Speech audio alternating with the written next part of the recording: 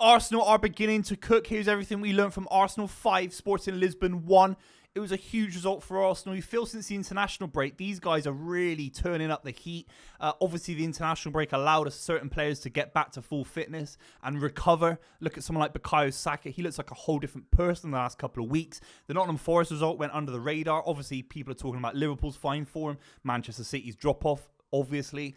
But Arsenal, if they can keep this up, they really can build unbelievable momentum. And Sporting Lisbon was another example where this Arsenal side, if they can just be a little bit behind in the title race, in the Champions League, have no pressure on them, I think they actually perform better, because Sporting Lisbon aren't 10 out of 10 opposition, but they are dangerous. They got the informed striker, arguably in European football, in Gyökeres up front. Sporting Lisbon had slightly more of the ball against Arsenal, created a lot of chances. But you felt in this game that Arsenal, when they opened up, when they had a go, it was almost tit for tat. It was kind of end-to-end at points in the game. When Arsenal had a go, they executed their moves brilliantly. They were far more precise with the ball than Sporting Lisbon. And they were a little bit more comfortable sacrificing the ball to Sporting Lisbon and having a go themselves, and they put 5 past Lisbon. Some unbelievable goals. We're going to break down all the goals. Make sure you subscribe to the channel if you're new as well.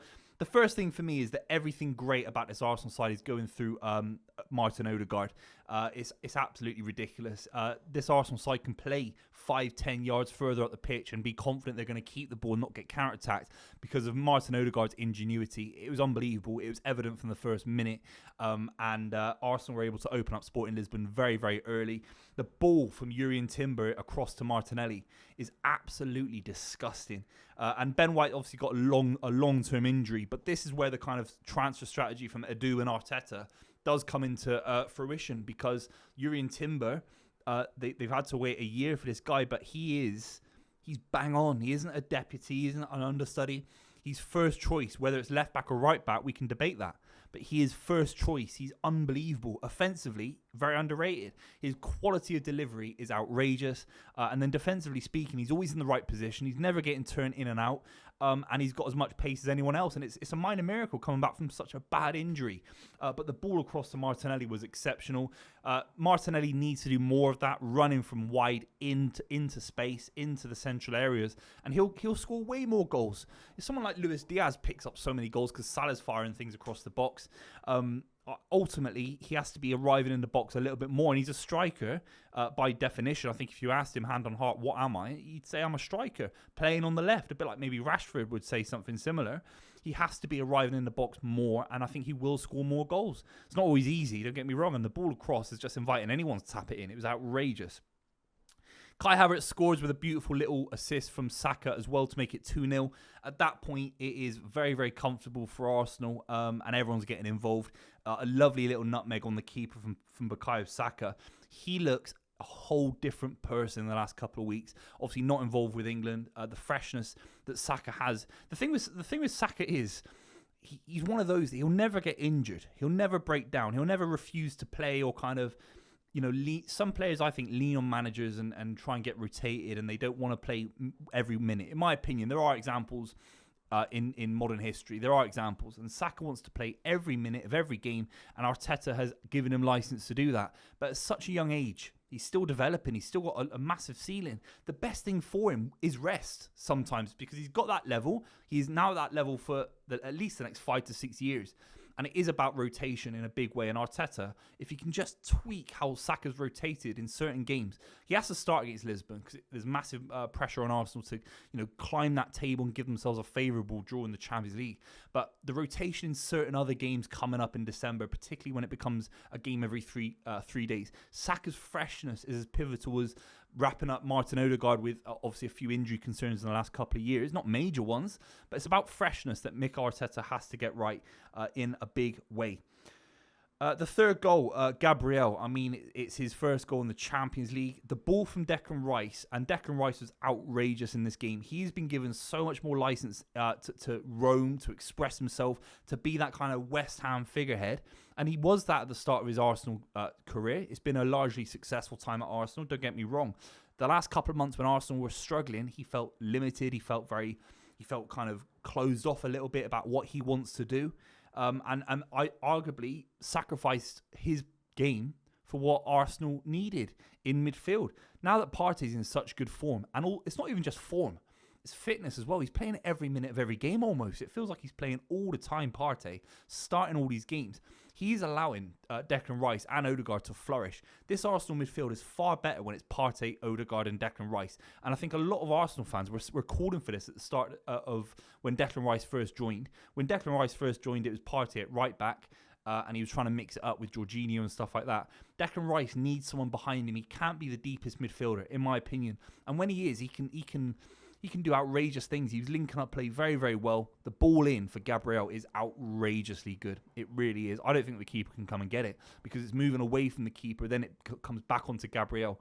It's very, very good. And his corners and set pieces have been good this season, Declan Rice. An underrated facet of his game. Sporting Lisbon score a little bit after that. And obviously, Arsenal don't capitulate like Manchester City do in the Champions League. It was a well-worked goal from Sporting Lisbon. The ball in was fantastic. The delivery. David Raya gets caught out a little bit. You have to talk about David Raya in this game, though. He kept so many big saves against Sporting Lisbon. It was outrageous. And you look at, I look at Edison sometimes. And you think, does he give you those extra 3 or 4 or 5 points a season? I don't know. At the moment, you'd say no. Made a real hash of it in the game last night as well for Man City. A couple of big moments. But David Raya is going right under the radar week in, week out. He really is building and formulating a kind of form, a series of form. And you think he's one of the best keepers in European football. He kept Sporting Lisbon very, very quiet. Very, very good keeper, and he makes the right decision, and he's a great shot stopper. Sometimes we talk about the passing and the progressive nature of modern keepers. He's a very, very good shot stopper, David Raya. Maybe top 5 in European football. And then his feet aren't bad either. But yeah, obviously Sporting Lisbon score. The penalty for Arsenal, well taken from Bukayo Saka. Martin Odegaard is nutmegging people, running past people. It's outrageous, and it's obviously a clear penalty. Again, you have to talk about Martin Odegaard. I mean, I'm beginning to see, maybe I'm stubborn in my old age or whatever, but I am beginning to see how this Arsenal side they're completely revolutionised when Odegaard is in or out the side. Completely. They're two sides of a different coin, of the same coin. Honestly, it's outrageous. Every player looks sharper on the ball. The ball moves quicker. And then when you give it to Odegaard, he's got a little bit of half space. He can beat people. He can run at people. It's so refreshing to see. And sometimes when a player is out for 5 weeks, like Odegaard has been 4 or 5 weeks, you kind of forget. And it's like this guy was running a Champions League game away from home. It's very, very impressive. The level has to go on. The level has to kick on. And then obviously Arsenal scored a 5th as well. The keeper makes a hash of it. So it's a very, very successful night for Arsenal. They're in a great little position now because they've picked up loads of points in the Champions League. They're in a very, very comfortable position. West Ham, Manchester United, Fulham, I think, come up as well for Arsenal, which are very, very winnable games. Do not be surprised if they win these games 2-0, 3-1, 2-0. Honestly, and just concede 1 goal in the next 3 games and smash sides out. I really think that's going to happen. They got a freshness about them because of the international break. Rice, Saka, Odegaard, it looks like a whole different side. It really does. I think he does have to still figure out Trossard's role a little bit. Martinelli, Havertz, kind of, if you can lock up Saka, what's going to happen in these big games? West Ham is a different debate, but Manchester United, it could be a little bit more difficult. They have to figure out that situation. And also, I still think Declan Rice / the midfield needs to be contributing a little bit more in terms of goals, in my opinion. But apart from that, the build-up play is fantastic. They look so smooth, so confident. And it's not an easy place to go. Sporting Lisbon is not easy at all. And they've struggled there under Mick Arteta a few years ago as well. It sets them up nicely in the Premier League title race. It really does. Particularly, they'll be looking at Man City, Liverpool and thinking, Can there be a high scoring draw where Man City knock confidence out of Liverpool? Liverpool, keep points away from Manchester City. Can there be a 2-2? Can there be a really adrenaline fueled 2-2 and we can sneak in there and gain 3 points?